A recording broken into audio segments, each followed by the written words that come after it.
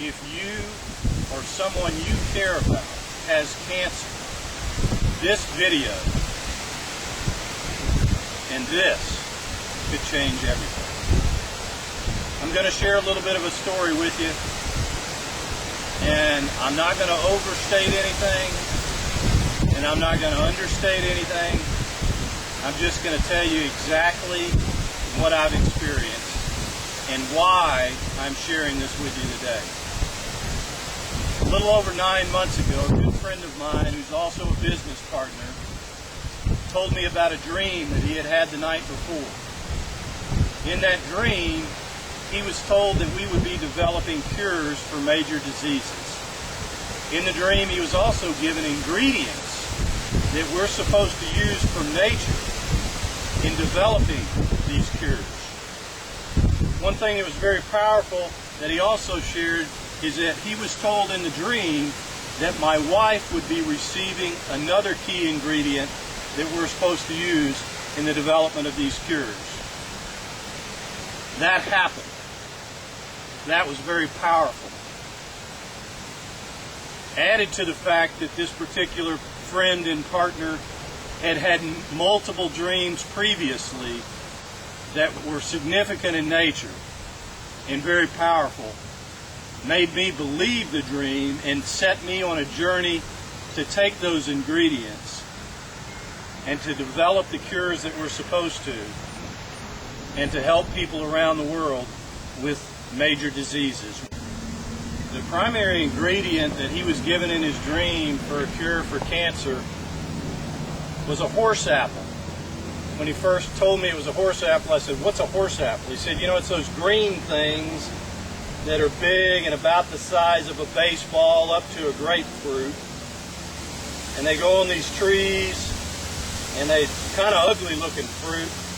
They're also called hedge apples, Osage, orange apples.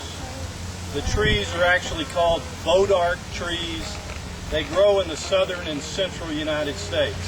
After looking online a little bit, I figured out that they're really not used for a whole lot. The fruit from the horse apple or hedge apple tree is occasionally used to scare off spiders and crickets. The reason I'm sharing it with you now is because this is hedge apple season. These hedge apples are in trees now, and they will have already begun falling, and will fall from late summer into early fall.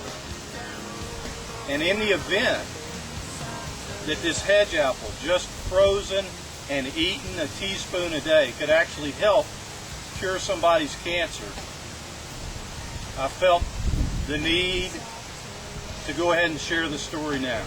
After the dreams, we had to decide, well, what do we do next? How do we take these dreams and the ingredients that we're given and the cures that we're supposed to develop and do something with it? Well, the first thing's obvious. Do some research on the internet. One of the interesting things we found out about the hedge apple on the internet is somebody had claimed that it had been used to cure skin cancer and bladder cancer. With the skin cancer, they had applied the juices from the apple onto their skin cancer over a period of weeks, and gradually the skin cancer cleared up. With regard to the bladder cancer, they had put the hedge apple in a freezer, taken it out on a daily basis, shaved off with a shredder a teaspoon a day, had eaten it, and within a matter of about 30 to 45 days, their bladder cancer had gone away. The other thing that was interesting that we found as we began to just try to determine, has there been any scientific research that's been done on the hedge apple? We did find not much, but one science report from Direct Science that had been done in 2007 and that had studied the hedge apple and had found out that it in fact did have cancer-fighting properties. Since these hedge apples have begun to fall here in our area, I've been out collecting them. In fact, I've got some friends that are collecting them. In fact, I bought a freezer and I'm putting them in a 25 cubic foot freezer. that'll hold about 600 fully grown, ripened hedge apples. When we first had the dreams and first started doing the research, one of the things we heard, a rumor we heard about the hedge apple, was that it was poisonous and that you're not supposed to eat it. Well, since that time, I can tell you I've seen a horse eating one, I've found a squirrel eating one, and my father-in-law has eaten a whole hedge apple, and he's still around today. So if you're a part of the animal kingdom or the human species, I think it's okay to eat. Pull one off the tree for you. These are a little smaller, probably not fully ripe, maybe another couple of 3 weeks. But there's one right there. It's about baseball size, and again, I think somewhere between baseball size and softball or grapefruit size is the right size. But as you can see in this particular, there's 3 or 4 clustered right here together. Hedge apple, who knows? Someday might be the greatest thing since sliced bread. See, I just plucked these off of this tree, and as you can see, there's this milky substance that comes out of it. And I'm sure that that has something to do with the properties that we're supposed to use for the cures. And as I told you earlier, this is what the fella used to put on his skin cancer and actually cured it. So it must have part of the curing element in the milky, sappy substance that comes out of it. I had lunch with a good friend a couple of weeks ago. He's an executive at a publicly held company in the area. He's a great guy. In 2003, he had 3 different types of cancer attack him at the same time. He went through all the chemo and radiation treatment, and 2 of the 3 were dealt with effectively.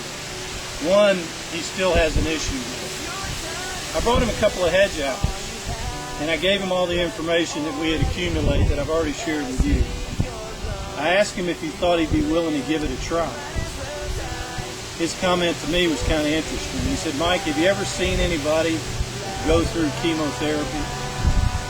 And I said, "No, I hadn't seen it personally or witnessed it personally."